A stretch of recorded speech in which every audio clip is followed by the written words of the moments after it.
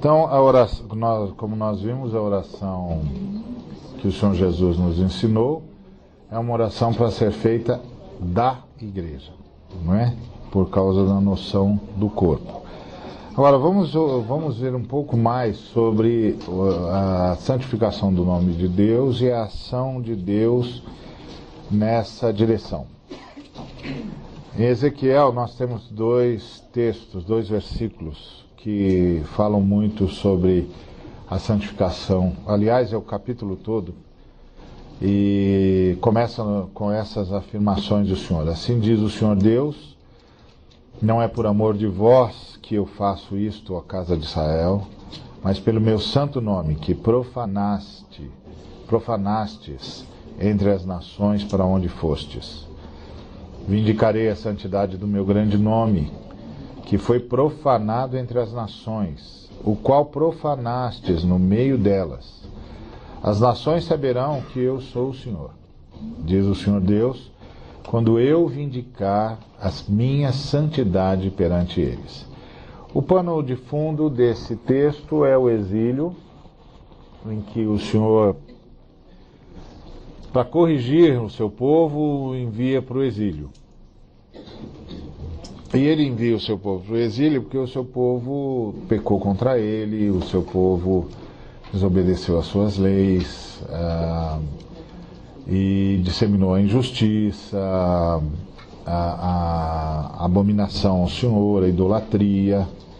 Então o Senhor manda o seu povo para o exílio para corrigi-lo.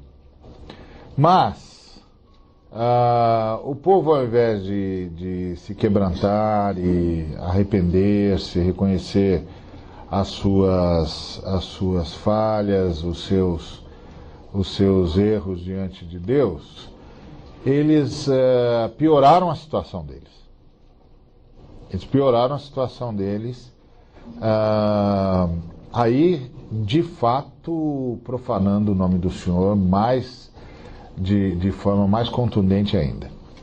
Aí essa é a palavra do Senhor através de Ezequiel, a casa de Jacó, dizendo que ele vai fazer algo, mas que ele não fará por causa da casa de Israel, porque a casa de Israel não fez por merecer.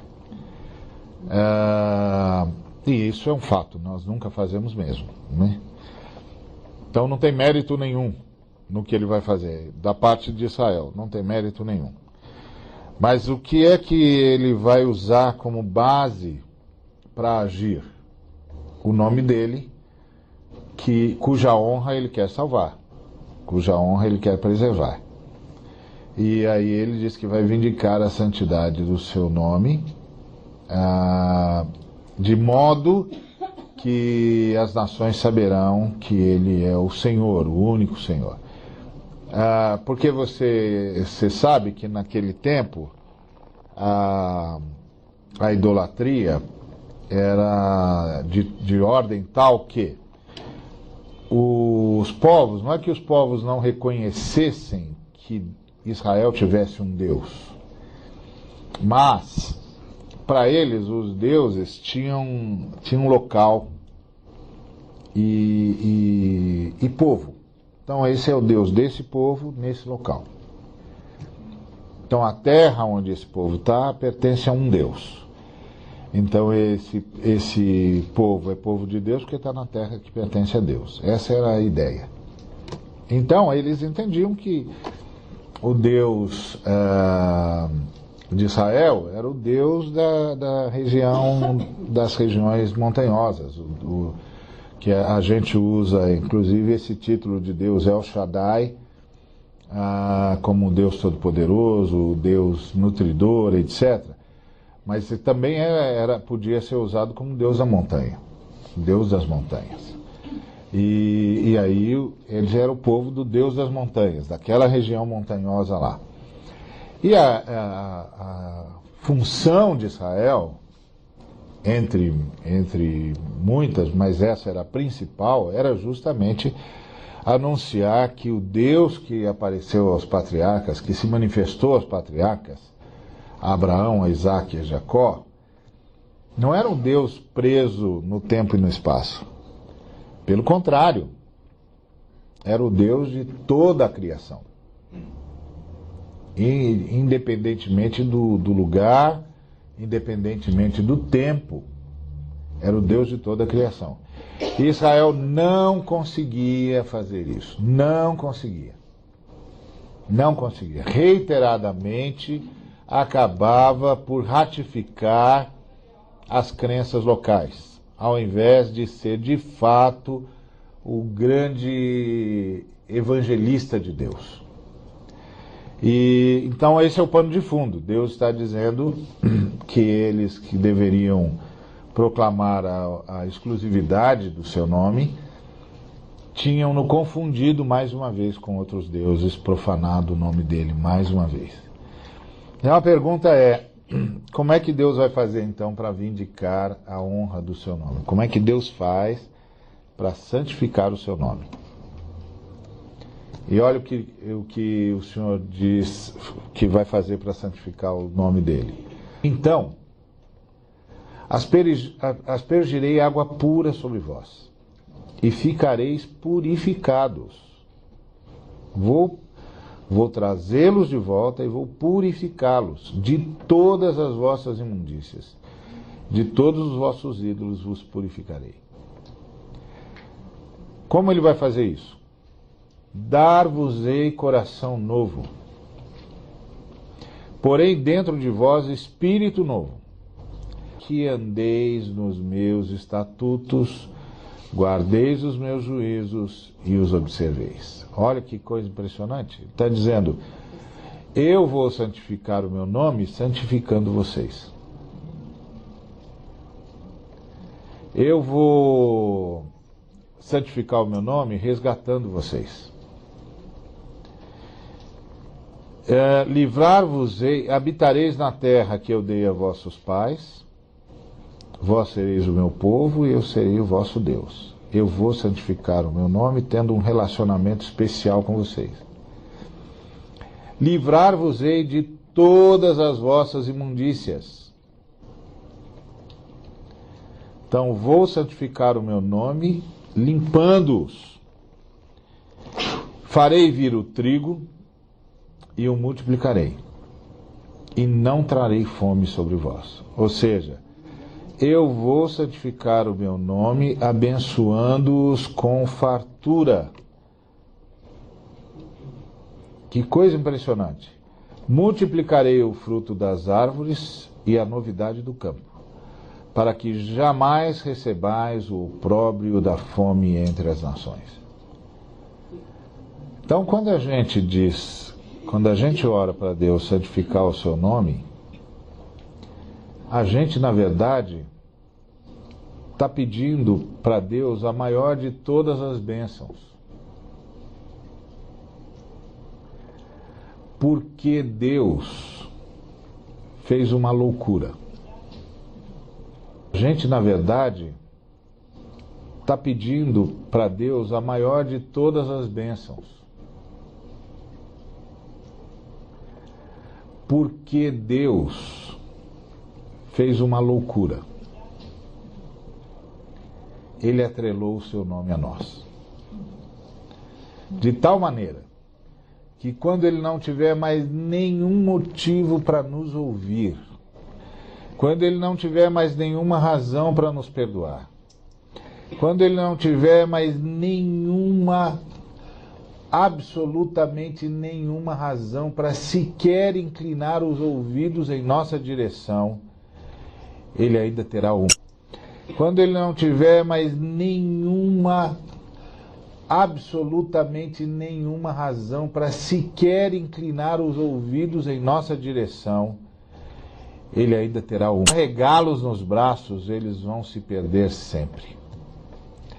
Se eu não transportá-los, eles vão se perder sempre. Eles não conseguem ficar no caminho, eles não conseguem manter-se em linha reta, eles não conseguem. Eles vão perder-se sempre. E aí tem de ter uma razão. E essa razão, obviamente, não está em nós. tem de haver uma razão para que ele possa sacrificar-se. Tem de haver uma razão para que ele possa vir endireitar a nossa história. Arrumar o nosso ambiente. Transformar o nosso coração. E aí ele fez essa loucura. Ele atrelou o nome dele ao seu povo. E aí ele diz: eu serei o vosso Deus. Porque ele sabe que a gente não consegue por força própria ser o povo dele. Isso é que é extraordinário. Porque o que nos mantém salvos e o que nos faz entrar no caminho da salvação é muito mais do que aquilo que a gente diz sobre Deus, ainda que a gente tenha de saber o que dizer sobre Deus. Não se pode dizer qualquer coisa sobre Deus. Mas é muito mais do que a gente diz sobre Deus. É aquilo que Deus está dizendo sobre nós. Eu sou o seu Deus. Eu chamei você pelo nome. E eu vou carregá-lo e carregá-la por toda a eternidade. Ponto. Eu declarei você como uma pessoa justificada no sangue do meu filho. Eu vou carregar você. Então, é a maior de todas as bênçãos, porque resolve o nosso problema, as nossas mazelas, cura a nossa nação, cura a nossa terra, abençoa-nos com fartura. E eu fico pensando nas pessoas que ficam falando,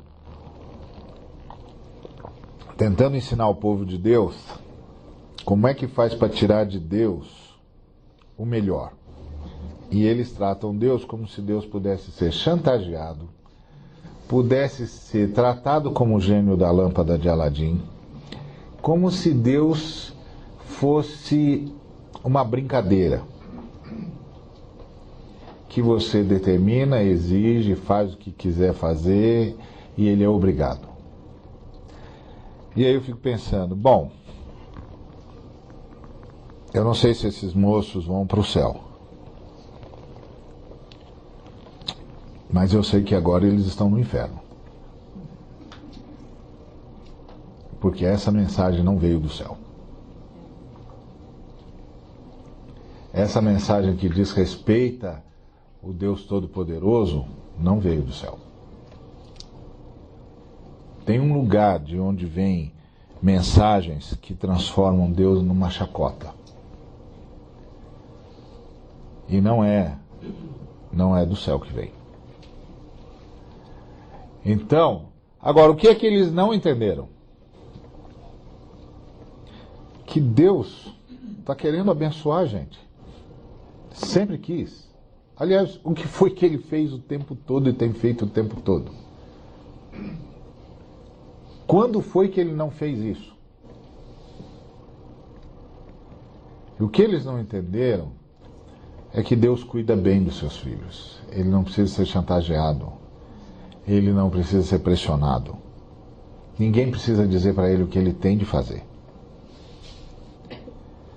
E que a melhor coisa que nós podemos fazer para ter de Deus o melhor é queremos que Deus seja considerado na beleza da sua santidade e da sua glória. Porque é para isso que existimos. Para glorificá-lo. Para deixar claro para todo o universo. Há uma realidade no universo. E a realidade é Deus. Todas as outras realidades subsistem nele. Essa é a nossa visão. Então, bastava santificar o nome de Deus, né? e dizer de todo o coração: Senhor, o que nós queremos é que o teu nome seja santificado. E aí, como é que Deus santifica o seu nome? Santificando o seu povo. Opa! O pessoal está pensando que isso aqui vai durar a semana toda, pelo jeito. Obrigado, viu? Então, aí, qual é a oração, então, que nós temos de fazer? Pai nosso que estás nos céus, santificado seja o teu nome. Pois teu é o reino, poder e a glória para sempre. Quando nós buscamos a santificação, a santidade, a glorificação, o reconhecimento de Deus, Deus cuida de tudo mais. E assim, a gente não busca o reconhecimento de Deus e a santificação de Deus porque senão Deus vai ficar triste, porque senão Deus vai entrar em crise. Não. Deus está sempre muito bem, não está precisando de divã nenhum. Ele está legal. Ele está legal. Se você falar com ele, ele vai dizer: não, eu estou legal. Eu estou bem. Está tudo jóia comigo. Não precisa se preocupar. Não estou em crise. Não estou ofendido. Mágoa, nem sei o que é isso. Isso é um nome que vocês inventaram. Eu não tenho no meu vocabulário isso. Eu estou legal. Fica tranquilo que eu estou legal. Então, quando nós buscamos a santificação do nome de Deus, nós só estamos apenas e tão somente nos rendendo à sua beleza. E dizendo: Senhor, a tua beleza tem de ser vista por todo mundo. Todo mundo tem de ver o Senhor, não é possível. Não é, ups, agora tem taça, é cristal, se não for, não toma, hein? Do plástico para o cristal é um avanço ecológico.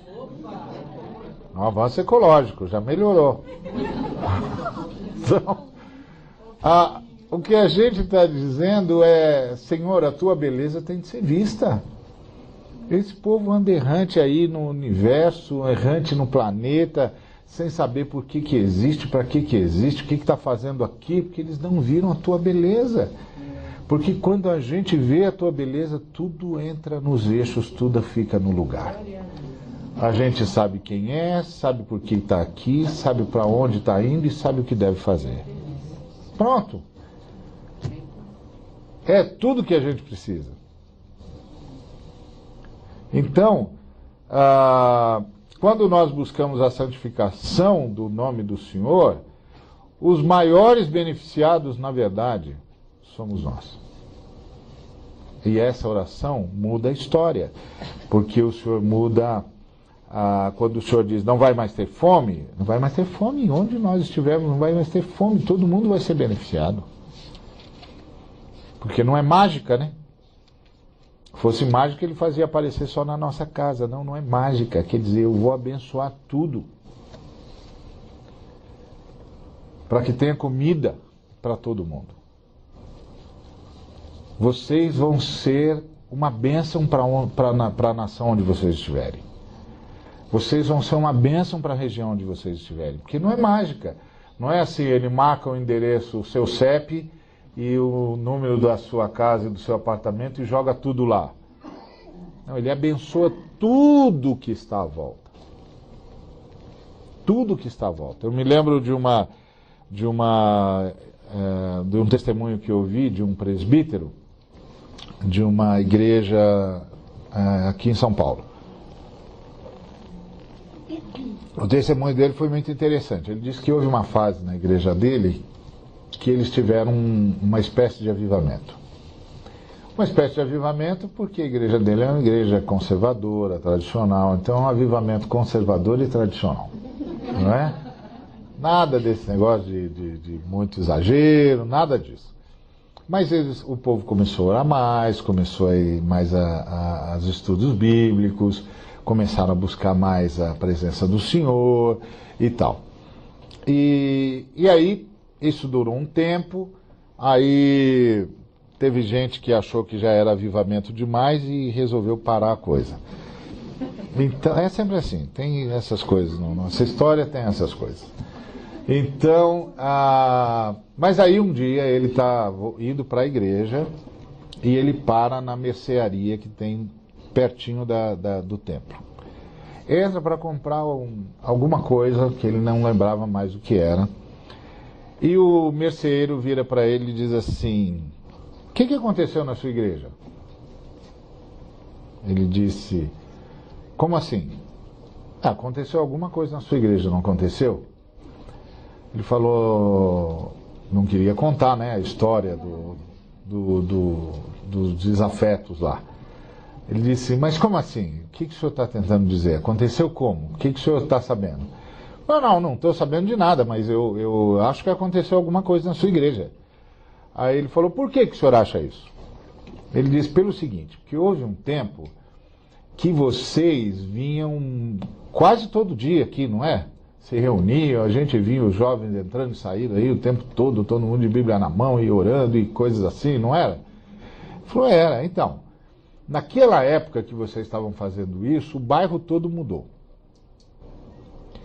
A gente tinha uma grande concentração de drogas, de crime aqui. Baixou assim, foi uma coisa impressionante. O bairro todo mudou. Ficou tudo em paz. A gente começou a não ter mais medo de fechar a mercearia até mais tarde. Mudou o bairro. Os jovens começaram a ir para a sua igreja, as drogas desapareceram, os traficantes que andavam por aqui deixaram de andar. Mudou. As coisas que tinham por aqui, que eram assim mais imorais e tal, fecharam as portas. Aí de repente a gente notou que vocês pararam com aquela atividade toda. A gente não via mais vocês indo lá com a Bíblia, não via mais ter reunião todo dia, e tudo que tinha ido embora voltou. O que é que aqueles irmãos não perceberam? Que quando a gente busca que o nome de Deus seja santificado, a gente muda o ar do lugar onde a gente está. Tudo mexe. Porque os nossos adversários espirituais, eles não têm espaço. Eles só ocupam os espaços que nós deixamos vazios. Eles não têm nada. Eles não são donos de nada, não são senhores de coisa alguma. Eles só ocupam os espaços que nós deixamos vazios.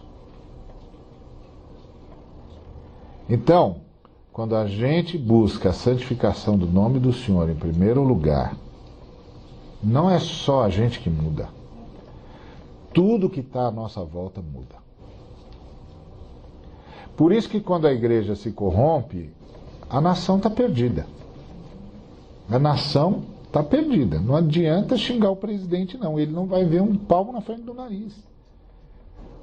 Porque você pensa o seguinte, o governador, ele pode ser o sujeito mais culto que você já conheceu. Ele não vê um palmo na frente do nariz. Não é porque ele é do partido que você não gosta. É porque esse negócio está coberto de trevas. E se a mão do Senhor não for com quem quer que seja, o sujeito não vai ver um palmo na frente do nariz. Ele está prisioneiro de forças que ele não conhece, contra as quais ele não pode lutar. É interessante ver como nós apostamos todas as nossas fichas nisso. E eu não estou aqui criticando quem tem militância política, não, porque eu tenho. Eu tenho posições claras, firmes, faço declaração para tudo quanto é lado, escrevo, assino embaixo, e eu tenho gente que não me chama para pregar por causa disso. Eu digo, Dom, mas é melhor você não me chamar para pregar por causa disso do que você me chamar e descobrir que eu sou e fico enrustido. Quando tá aqui, eu assinei, é isso aqui mesmo que eu penso, vou mudar amanhã, estou sempre aberto para mudar, mas não acho que crente pode ser cara que fala e não assina. Falou, assina. Ué.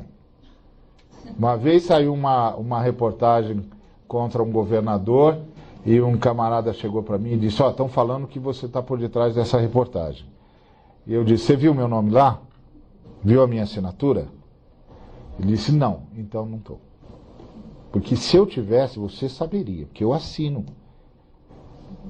Eu assino. Uma vez eu fiz um artigo contra um governador que estava se candidatando e avisei a turma dele. Estou ligando para vocês para dizer o seguinte, estou escrevendo um artigo, o Jornal do Brasil vai publicar, então quando sair lá, fui eu mesmo. E estou mandando para vocês antes, que é para vocês saberem que eu estou tomando uma posição em nome da organização que eu estou representando. Tá bom? Assim nós ficamos amigos, porque é assim, você sabe o que eu penso, eu sei o que você pensa, a gente é irmão do mesmo jeito, nós vamos tomar ceia juntos, e aí não tem essa coisa de o Ari tá, não sei, não, tá aqui, tá escrito, é isso aqui mesmo, se eu me arrepender amanhã eu vou lá e peço perdão.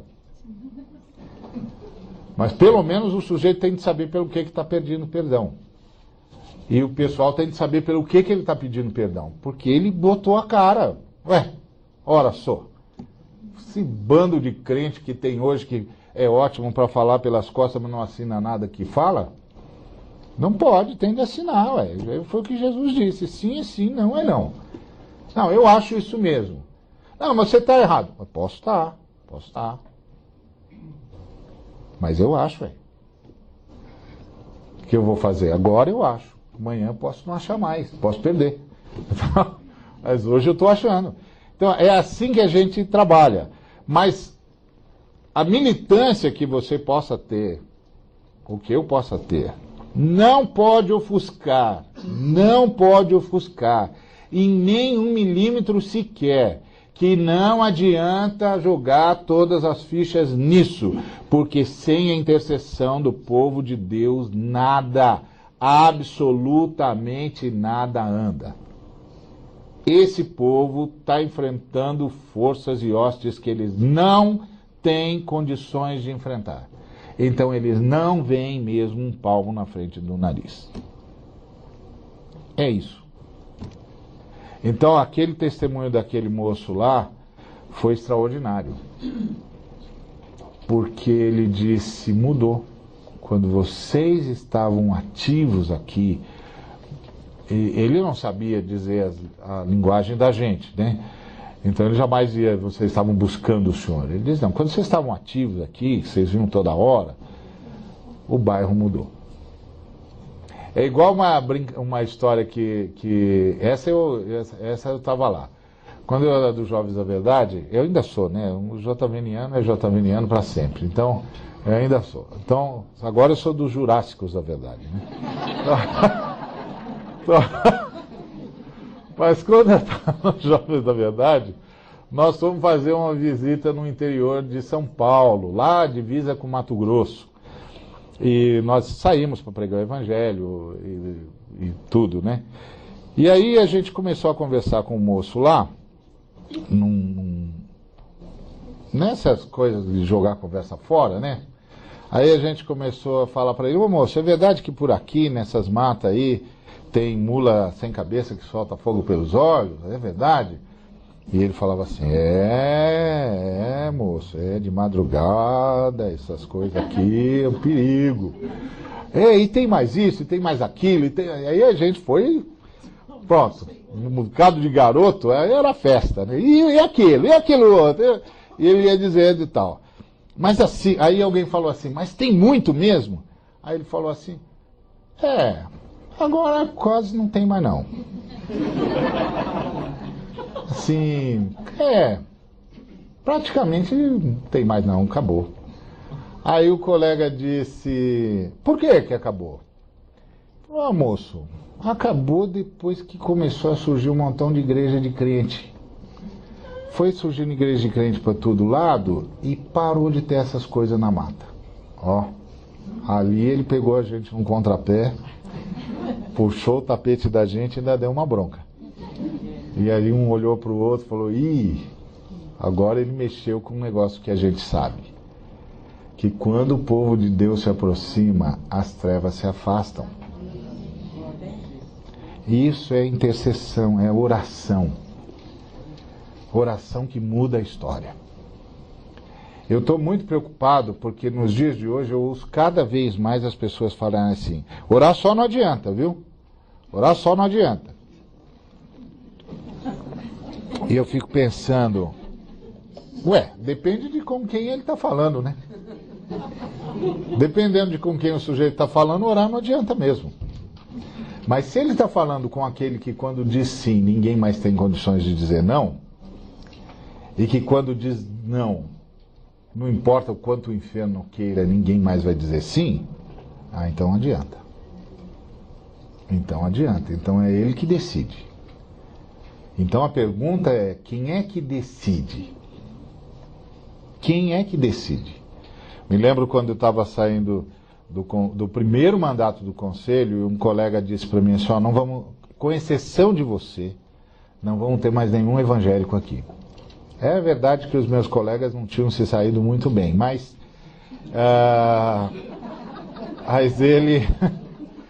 ele falou, com exceção de você, não vamos ter mais nenhum evangélico aqui. Eu disse, tá bom. Aí ele disse, você vai ficar chateado? Não, vou não.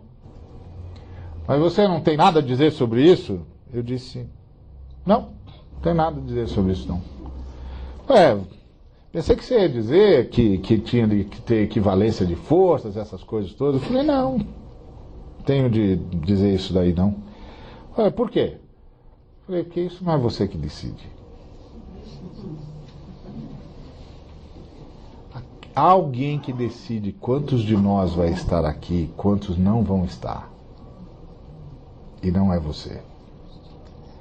Então eu vou falar com ele. Nós não precisamos conversar sobre isso.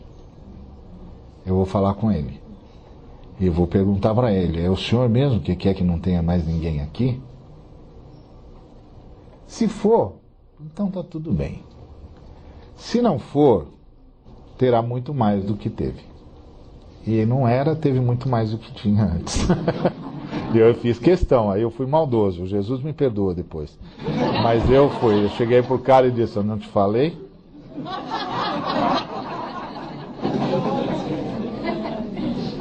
Se só entre nós, não vou espalhar mais para ninguém. Não te falei? Tem coisa, meu amigo, que não é você que decide e ponto. Então não perco tempo. Né? Vou jogar a conversa fora, vou falar sobre futebol, não é? Falar sobre o glorioso Palmeiras, por exemplo.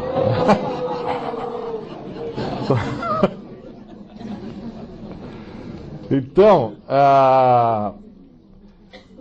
qual é a nossa oração? Santificado seja o teu nome. Então, primeira coisa que nós temos de aprender na oração é orar pelo Pai. Porque quando a gente ora pelo Pai, Deus constrange-nos e muda a nossa história e o nosso ambiente. Porque foi isso que ele disse para os irmãos lá no Velho Testamento. Então, vos lembrareis dos vossos maus caminhos e dos vossos feitos que não foram bons. Tereis nojo de vós mesmos por causa das vossas iniquidades e das vossas abominações.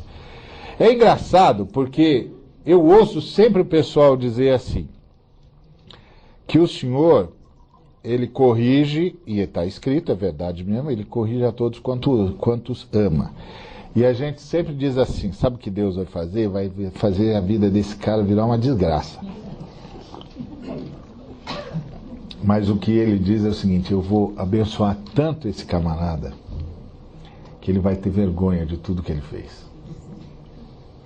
E eu vou dizer para ele, tá vendo? Você aí me desprezando, pintando e bordando como se eu não fosse o seu Deus e eu não me esqueço de você. Você não tem vergonha? Pensou Deus falando isso para mim? Para você? Para todos nós? Você não tem vergonha? Você não lembra de mim agora nem na hora que toma café, moço. Mas eu quero que você saiba que eu não me esqueço de você. Eu não me esqueço de você. Aí a gente vai ficando com vergonha, né? A gente vai ficando com vergonha e vai dizendo, Deus, o senhor perdoa. Eu não tenho como justificar mesmo. Não vou entrar nessa. Só queria dizer, me perdoa. Me perdoa, me ajuda a começar de novo. Você está vendo? Deus é um Deus que constrange a gente. Constrange. Foi isso que o Paulo disse. Sabe por que eu faço isso tudo aqui? Não é porque eu sou bom, não. É porque Deus me constrange. Eu não aguento tanto amor. Eu não aguento. Eu fico constrangido. Eu não posso não fazer. Eu fico com vergonha de não estar fazendo. Ele me constrange. O Caio teve uma experiência uma vez muito interessante. Tinha um camarada com um problema de possessão demoníaca que ninguém expulsava aquele infeliz daquele demônio lá. E aí chamaram o Caio. Aí o Caio levaram o moço até a sala dele. Aí o maligno se manifestou e disse, olha, você não entende o que está acontecendo aqui. Eu não sou como os demônios que você tem enfrentado. Então não adianta você me mandar sair, porque eu não vou sair. Você não tem a menor ideia do que está acontecendo. Então, acho que está perdendo tempo você e eu. E você não tem nada que você possa me falar que vai mudar isso. E aí o Espírito Santo socorreu o Caio na hora e ele disse, que é bom, né? Precisa, sem o Espírito Santo não dá, não. Aí o Espírito Santo socorreu e ele disse assim, eu não vou falar nada para você, não. Eu vou ficar aqui sentado e deixar o amor que Deus tem por esse moço passar por mim. E ficou sentado orando. De repente, o demônio começou a gritar, eu não aguento esse amor, isso está me destruindo, está me queimando. E gritou, foi embora. Porque é isso. por isso que eu gosto que a Nilce venha sempre. Porque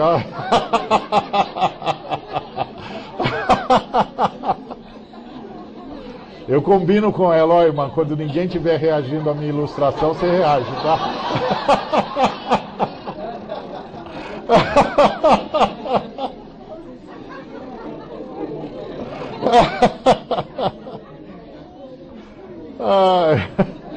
Mas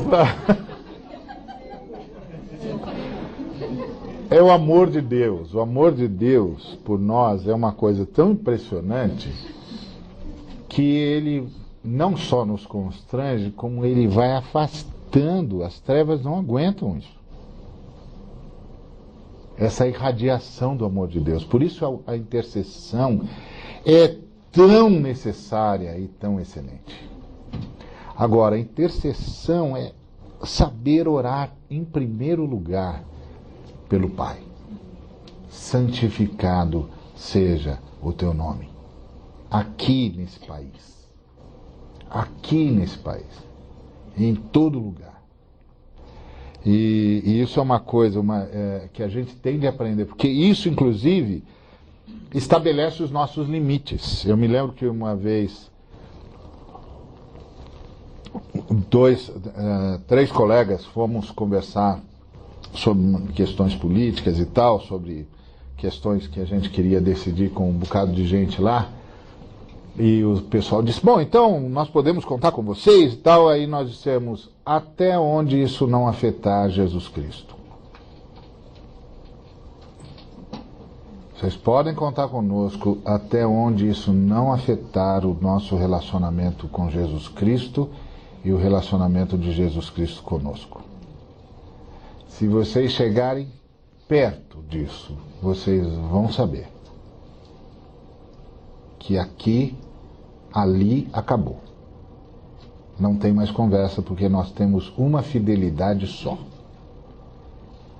Nossa fidelidade é a Jesus de Nazaré, o Cristo, o Filho do Deus vivo.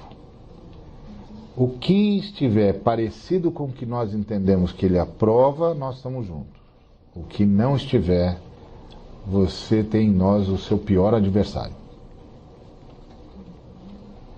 É deixar isso logo claro, porque assim a gente já conversa, né? Porque gente grande conversa na luz. Então já vamos estabelecer aqui quais são os limites aqui. O limite é a luz. Atravessou, opa, éramos amigos. Então, essa busca ao Senhor, a beleza de andar com o Senhor é que Ele é o nosso balizamento. Ele é o nosso balizamento. E tudo que nós fazemos, fazemos a partir desse clamor a Ele. Santifica o teu nome. Santifica o teu nome. Santifica o teu nome. Então, primeira coisa, aprender a orar pelo Pai. Depois aprender a orar pelo Filho. Está lá em Salmo 2, versículos 8 e 9. Pede-me, e eu te darei as nações por herança, e as extremidades da terra por tua possessão. Com vara de ferro as regerás e as despedaçarás como um vaso de oleiro. Baseado em que a gente sai para evangelizar? Baseado em que a gente sai para conquistar cidades para o Senhor? Nessa oração. O pai prometeu ao filho que se ele pedisse, ele receberia as nações por herança. Se ele pedisse, ele receberia as extremidades da terra por sua possessão. E isso é extremamente importante. Porque isso é que baliza a nossa vida. O que é que nós estamos fazendo? E o que é que nós estamos querendo e para quem nós estamos querendo. E se a gente aprender isso, que nós estamos chamando, clamando pelo Filho, aquilo que o Filho tem o direito de ter na história, isso vai nos fazer evangelizar do jeito certo. Porque nós não estamos querendo encher cadeira vazia. Nós estamos querendo os direitos do Filho. Ele venceu. Ele tem o direito de ser honrado e de ser reverenciado. Tudo é dele. Não há nada no céu, na terra e debaixo da terra que não seja dele. É o direito do Cordeiro. E é isso que nós estamos clamando o tempo todo, o direito do Cordeiro. O Cordeiro venceu na cruz e na ressurreição. Tudo é dele, tudo é para ele, tudo é para a glória dele. É o direito do Cordeiro. Pede-me e eu te darei as nações por herança, e as extremidades da terra por tua possessão. Com vara de ferro as regerás, e as despedaçarás como um vaso de oleiro. Quando nós oramos pela cidade onde nós estamos, quando nós oramos pelo bairro, quando nós oramos pela nação, nós estamos sendo tomados pela consciência de que estamos buscando os direitos do Filho? Porque é isso que significa orar em nome de Jesus. Orar em nome de Jesus não é, o nome de Jesus não é um amuleto, não. Não é uma chave mágica com a qual a gente encerra as nossas orações.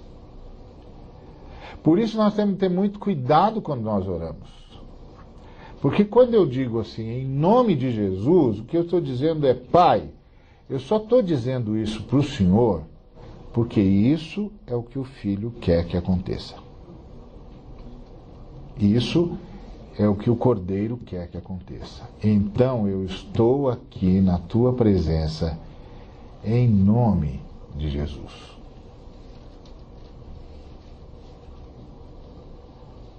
Olha, vamos repensar as orações agora. Vamos repensar agora. Quantas vezes as nossas orações realmente fizeram jus a serem encerradas em nome de Jesus?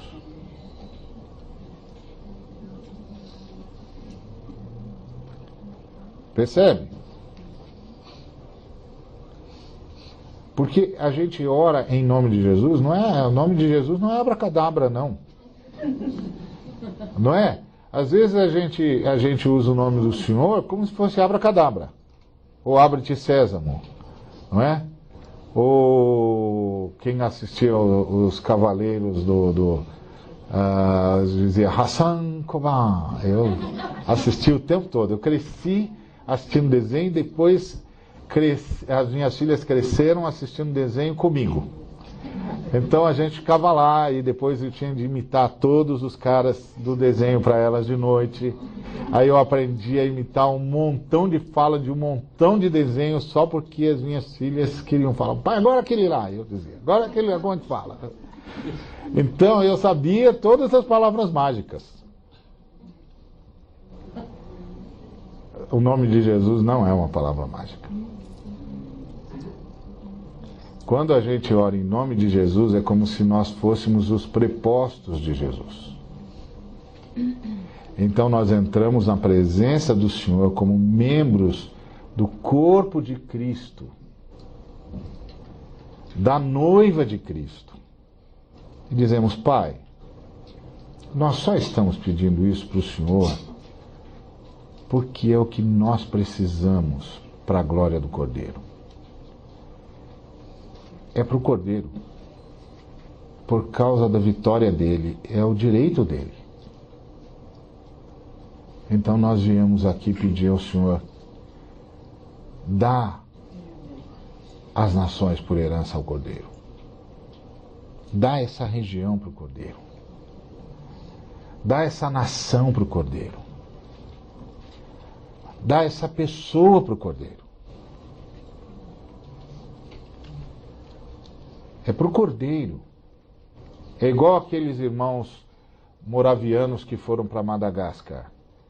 Eles não podiam entrar lá porque era um território fechado, nenhum estrangeiro entrava e só podia entrar como escravo.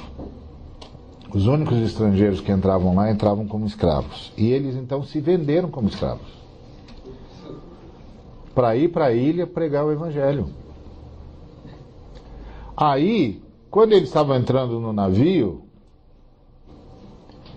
a igreja toda estava em prantos, porque sabia, é a última vez que nós vamos vê-los. Nunca mais eles voltarão para a Europa. Nunca mais eles entrarão no navio, nunca mais eles cruzarão o oceano. E aí quando a igreja estava lá em prantos, que eles começaram, foi dada a ordem de zarpar, eles levantaram os braços e disseram, digno é o Cordeiro. É por isso que nós estamos aqui, por causa do Cordeiro. E nós oramos em nome do Cordeiro, pelos direitos do Cordeiro, que ele conquistou na cruz e na ressurreição. São os direitos do Cordeiro. Então isso tem de nos levar a pensar quando nós vamos orar.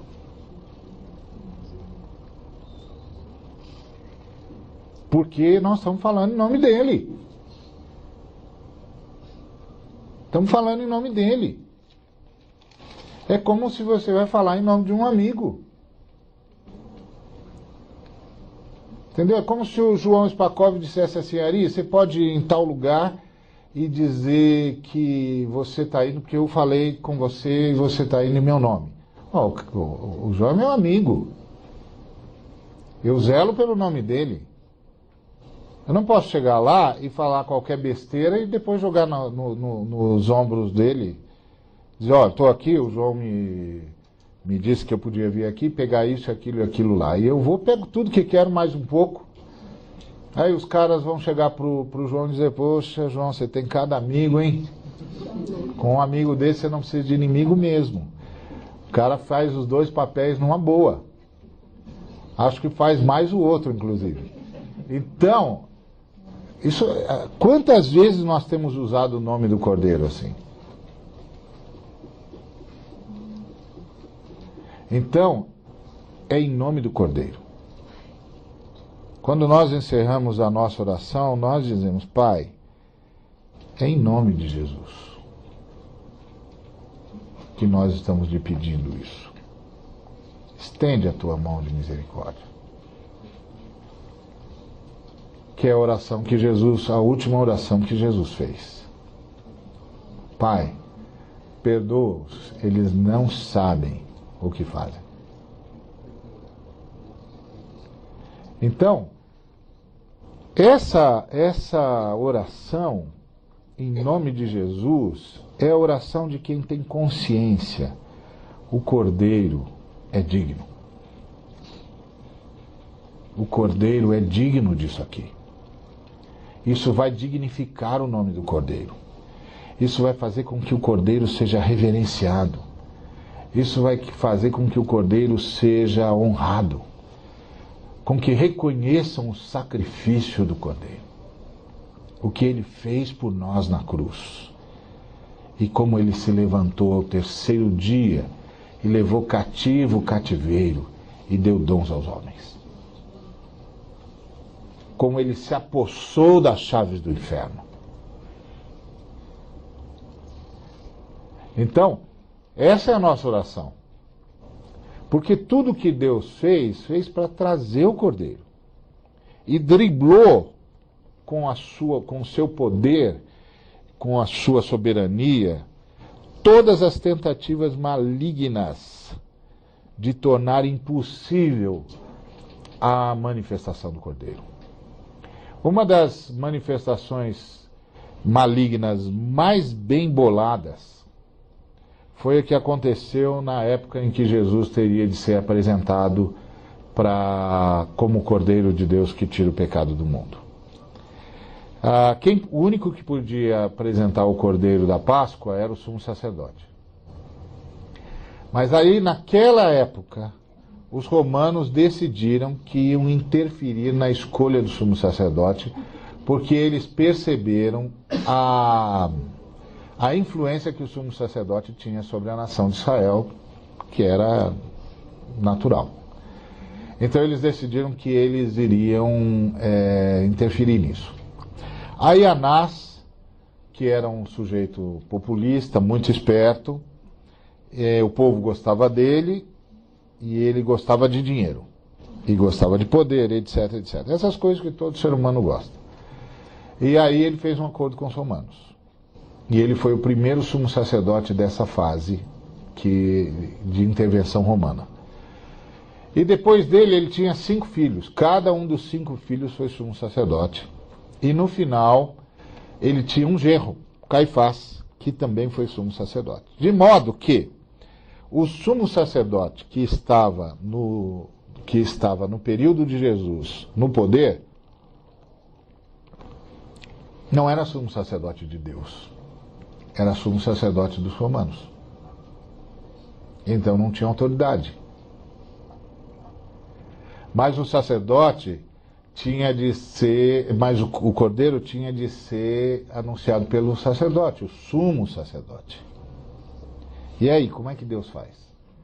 Aí o texto de Lucas 3 disse que Tibério César era o imperador, Pôncio Pilatos, governador da Judéia, Herodes, tetrarca da Galileia,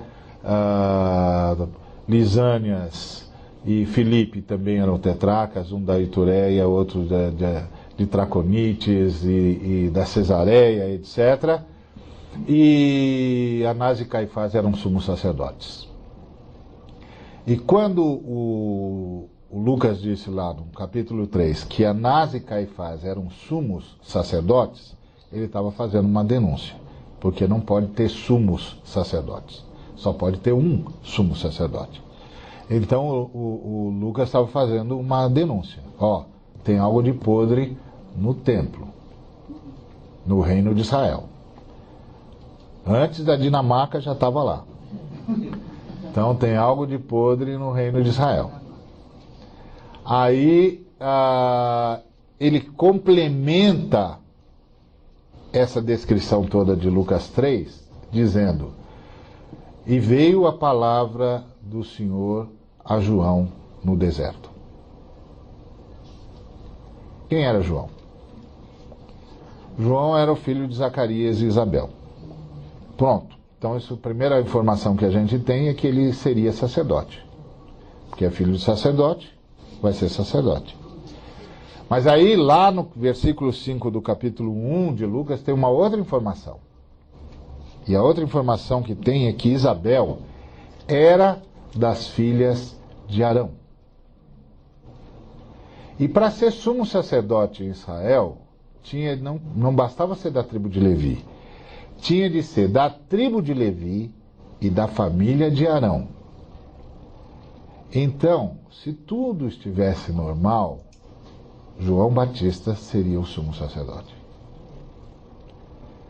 Mas como os romanos entraram no templo, o Senhor foi para o deserto e levou o seu sumo sacerdote com ele.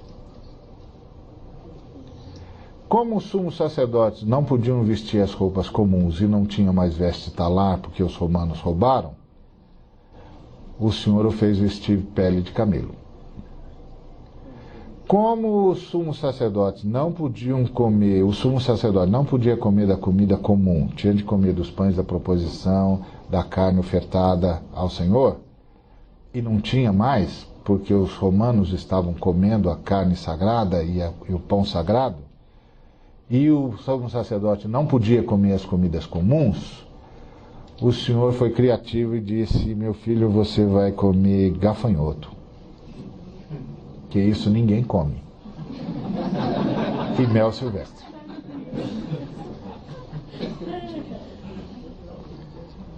O sumo sacerdote de Deus estava no deserto, porque Deus estava no deserto. E ele disse isso: eu sou a voz do que clama no deserto. Deus mudou de endereço. Ele saiu do templo e foi para o deserto. E nunca mais voltou para o templo. Porque depois ele foi para a casa que o filho dele estava construindo a partir de si mesmo. A igreja. Porque um Deus vivo tem de morar numa casa viva. Então foi assim que o Senhor driblou a malignidade do inferno, quando o inferno pensou que tivesse dado a cartada final. Tomamos o templo. Quando o inferno disse, tomamos o templo, o Senhor disse, vou agir do deserto. Porque templo é onde eu estiver. Que foi a lição que ele ensinou pro Jacó, não foi? Quando Jacó estava lá na escada, vendo o sonho da escada, ele via os anjos subindo e descendo, e não descendo e subindo. E parece que pela lógica dos símbolos cristãos, o anjo tinha de estar descendo e subindo, porque eles vêm do céu, onde Deus está. Mas eles estavam subindo e descendo. E aí ele descobriu que eles estavam subindo e descendo porque Deus estava do lado dele, dizendo, eu sou o Deus de seu pai, eu sou o Deus de Abraão, Eu sou o Deus de Isaac. Eu sou o seu Deus. E eu estarei com você por onde quer que você for. E eu abençoarei todos os que abençoarem você. E amaldiçoarei todos que te amaldiçoarem. E vou trazer você de volta para as terras do seu pai, que eu prometi para ele. E de ti eu farei uma grande nação. E em ti serão benditas todas as famílias da terra. Aliás, o Jacó nem entendeu direito. Porque ele levantou e disse assim, esta é a casa de Deus, Deus está aqui, eu não sabia. E aí disse, esta é a casa de Deus, como se ele estivesse dormindo no sofá da sala. E o senhor tivesse chegado para ele, chego para ele e digo, escuta, você invadiu minha casa, isso aqui é meu território, você está dormindo na minha sala. O senhor não disse, eu estou aqui. O senhor disse, eu estou contigo. Por onde quer que fores, você é a minha casa. Onde você estiver, eu estarei. Você é a minha casa. Ele não entendeu. Aí ele fez aquela oração absurda, dizendo, Senhor, se o Senhor me abençoasse, se o Senhor... Mas Deus já tinha acabado de dizer, eu vou abençoar você. Eu vou abençoar você. Eu vou abençoar todo mundo que abençoar você também. Eu já tinha falado, isso eu já falei. Deus podia ter interrompido a oração, isso eu já falei. Aí ele disse, se o Senhor me abençoar, e se o Senhor isso, se o Senhor aquilo outro, eu vou dar todo o dízimo do Senhor quando eu voltar. Que se o Senhor me trouxer de volta, eu virei para cá, e eu vou construir um templo a partir dessa coluna que eu erigi aqui, eu vou construir um templo para o Senhor e vou dar todo o dízimo para o Senhor. Ainda bem que Deus não precisava, porque se Deus fosse contar com o dízimo dele só depois dele voltar, para fazer qualquer coisa, não fazer nada. E o que é que ele não entendeu? Que Deus não estava morando ali. Deus estava morando nele, do lado dele. Embora ainda não na plenitude como está em nós.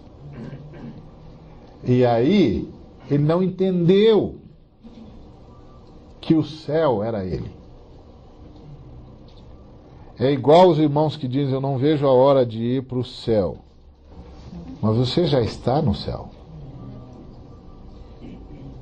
Porque o céu já está em você.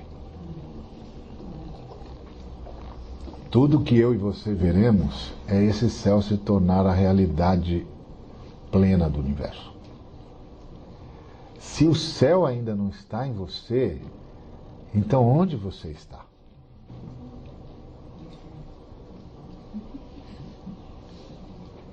Essa é a pergunta. Por isso que é a alegria do Senhor que é a nossa força. É a alegria que brota dentro de nós. E que nos faz passar incólumes por essa vida. Não significa que a gente não é ferido, não significa que a gente não é atingido. Mas que o adversário vai ferir o nosso calcanhar. Mas nós vamos continuar pisando na sua cabeça mesmo. Porque a vitória do cristão não é não sofrer, é não ser derrotado por nenhum sofrimento. Porque o céu está em nós. E nós estamos no céu. Porque o céu é a presença do Senhor. Então, eu não estou esperando ir para o céu. Eu já estou lá. Você também. E eu já estou lá porque ele já está aqui. Tá certo? Como o Senhor disse, o reino já está entre vós. Então por que a gente vive os valores do reino? É porque a gente tem uma utopia como os ideólogos da vida? Ou porque a gente tem uma realidade dentro de nós que diz, o mundo mudou. A história mudou. Há um só rei agora. E o nome dele é Jesus. Então essa é a oração em nome de Jesus. A gente sabe quem é Jesus. Você sabe, eu sei. nós sabemos quem é o Cordeiro de Deus. E o Senhor driblou a malignidade do inferno, que foi um trunfo, imaginem. Eles estão aqui naquela batalha para impedir o Cordeiro. Aí eles tomam o templo. Isso é uma vitória, isso é para fazer festa mesmo. Tomamos o templo. E aí aparece João Batista no deserto dizendo: eu sou a voz daquele que mudou de endereço. Saiu do templo e foi para o deserto. E aí, quando o Senhor Jesus começou a apresentar-se, o sumo sacerdote de Deus disse: eis o Cordeiro de Deus, que tira o pecado do mundo. Este é o Cordeiro da Páscoa. Ele é a libertação da humanidade. O sumo sacerdote falou. Isso é extraordinário. Extraordinário. Então, é a partir dessa realidade que nós oramos. É a partir dessa realidade que nós oramos. E aí, quando a gente entra em oração, a gente entra mesmo. A gente entra mesmo. Porque a gente sabe onde está entrando e sabe em nome de quem. E que o Altíssimo, que habita em luz inacessível, nos receberá.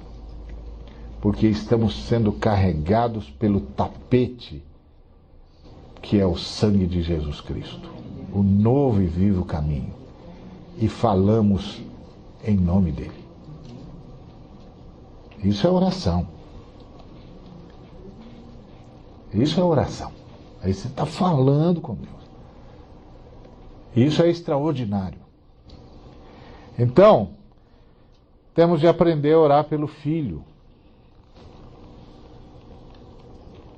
Nós ainda não aprendemos a orar pelo Filho, eu acho. E aí as nossas orações ficam sem graça, porque o sujeito não sabe o que está fazendo. Não é? O camarada diz para ele assim: irmão, eleva-nos à presença de Deus em oração. Ele não sabe o que está fazendo.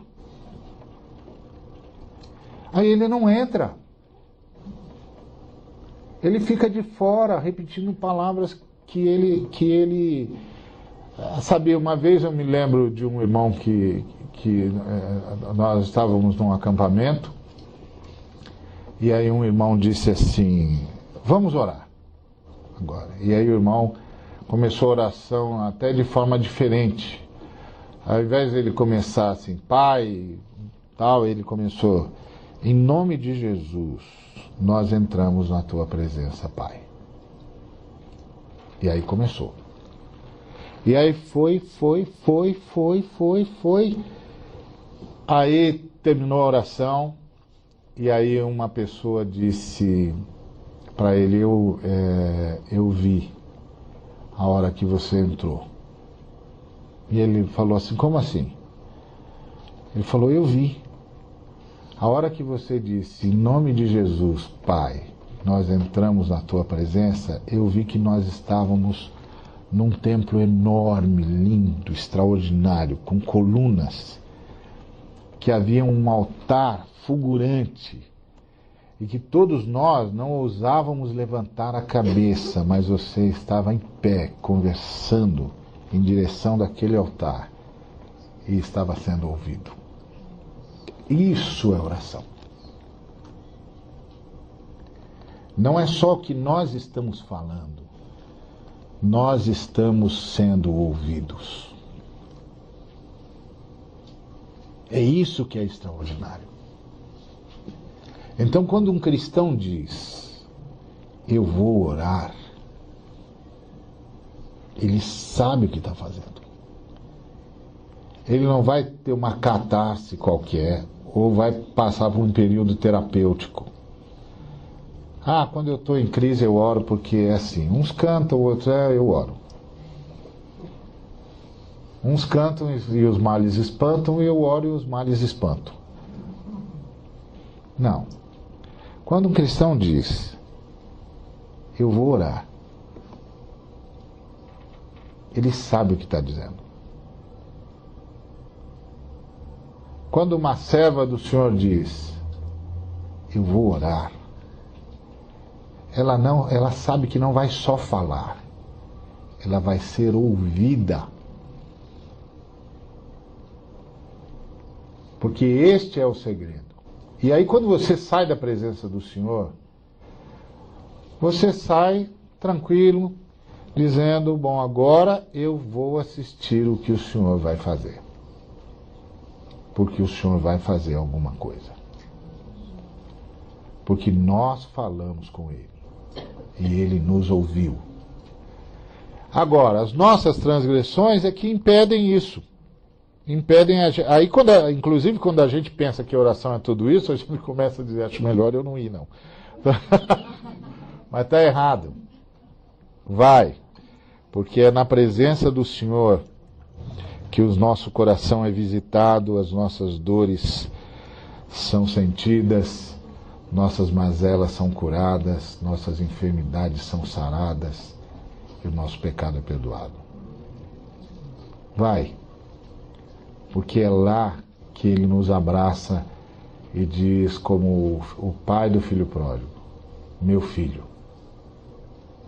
minha filha, vai lá, porque lá está a nossa cura, lá está o nosso perdão e lá está a nossa vitória. Lá a gente aprende a se ver a partir dos olhos de Deus. E a gente aprende a gostar de ser o que os olhos de Deus querem ver. Isso é oração. Por isso que o Paulo dizia, orai sem cessar. Orem. Esse é o privilégio de vocês. Vocês podem entrar a qualquer momento na presença de Deus, na presença do Pai, em nome de Jesus. Orem. Não percam essa oportunidade. Não joga fora isso. Como nós jogamos fora. E essa oração é que move a história. Porque a coisa mais impressionante na oração é que a gente, de tanto orar, aprende. A gente começa a aprender a orar aquilo que a gente sabe que Deus quer ouvir. A gente começa a aprender quais são os interesses de Deus. O que Ele quer fazer nesse lugar marcado pela angústia e pela dor e pela rebelião. Porque eu e você não podemos nos esquecer. Nós não estamos falando com um Deus sentado num trono indefectível, cobrando uma posição absurda. Não. Nós estamos falando com um ser que abandonou o seu trono, esvaziou-se e veio nos buscar. Ele não precisava. Ninguém que tem poder precisa. E quem tem todo o poder, é aí que não precisa mesmo. Mas diz o cântico do Novo Testamento: tende em vós o mesmo sentimento que houve em Cristo Jesus, que sendo Deus, não tomou por usurpação o fato de ser Deus, mas a si mesmo se esvaziou. A si mesmo se esvaziou. E assumiu a forma de servo. E humilhou-se. E foi achado em figura humana. E foi obediente até a morte, e morte de cruz. Nós não estamos falando com Deus insensível.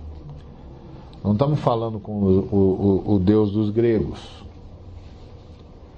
Não estamos falando com o Deus implacável do Islã. Nós estamos falando com o Deus que se revelou em Cristo Jesus. Aquele que disse, Quem vê a mim, vê o Pai. Eu sou exatamente como o Pai. Eu falo o que Ele fala. Eu ajo do jeito que Ele age. Eu estendo a mão do jeito que Ele estende. Quem vê a mim, vê o Pai.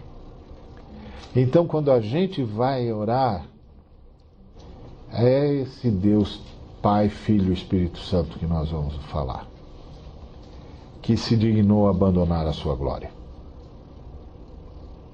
que se dignou a esvaziar-se para vir nos buscar. Então, a oração pelo Pai, Pai, santificado seja o teu nome. Se a gente aprendesse a orar só isso, com tudo que isso implica, nós já teríamos andado muito. A dizer, Pai, Pai nosso. Porque essa é uma oração que só dá para fazer da igreja.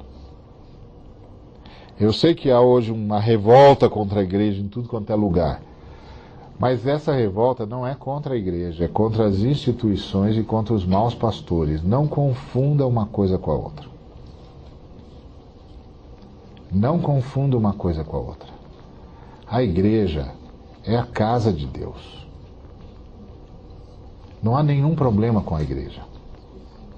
Há problema com os que tentam usurpar a igreja. Há problemas com os que tentam usar da autoridade do Cordeiro para os seus próprios benefícios. Mas isso não é a igreja. Não confunda essas coisas, porque senão você vai transferir a sua indignação em relação ao que as instituições têm feito ou não feito, e o que os maus pastores têm feito ou não feito, para a igreja. A igreja é o ajuntamento daqueles que foram lavados pelo sangue do Cordeiro, que viram a sua glória, a glória do unigênito do Pai, daqueles que saíram da rebelião e vieram de joelhos de volta para a submissão, ao estado de submissão ao Deus Todo-Poderoso, que reconheceram o seu amor, a sua graça e a sua misericórdia, e que sabem que a sua vontade é a única coisa boa, perfeita e agradável no universo. Que é nele que está todo o prazer, nele que está toda a alegria, nele que está toda a bondade, nele está toda a perfeição. Que quando a gente olha para ele, a gente explode em louvor, porque louvor a Deus não é uma obrigação, é uma reação. Não tem ninguém que tenha visto a Deus e que não caiu de joelhos e disse: Deus meu e Senhor meu, bendito seja o teu nome por toda a eternidade. Todo o universo está repleto da tua glória. Todo o universo está repleto da tua graça. Não há lugar para onde a gente olha que a gente não vê o teu amor. Isso é a igreja. É o ajuntamento dessa gente. Não confunda uma coisa com a outra. Algumas pessoas que, indignadas com a barbárie, deixam de se reunir com irmãos, deixam de ajuntar-se para celebrar a ceia do Senhor. Não faça isso. Não faça isso. Não perca a oportunidade de ajuntar irmãos para celebrarem juntos a ceia do Senhor e para celebrarem o pacto que Ele tem conosco e nós com Ele. Para dizer da nossa submissão e da nossa profunda gratidão. Não só porque Ele nos tirou do inferno, mas porque Ele tirou o inferno de nós e colocou o seu Espírito. E agora nós não só estamos no céu, como o céu está em nós. E mais, nós podemos ser agentes desse reino por onde quer que a gente passe. E aí, por onde quer que a gente passe, vai haver mais justiça, vai haver mais verdade, vai haver mais liberdade, vai haver mais comunhão e mais solidariedade, porque os agentes do reino de Deus estão passando por aqui. Isso é a igreja. Isso é a fé cristã. Bom, nós estamos na hora do almoço, e então nós vamos aí almoçar. Bom apetite, Deus abençoe. E à tarde a gente continua, se Deus quiser. Se não quiser, a gente está na glória também, já vai saber tudo, não vai precisar.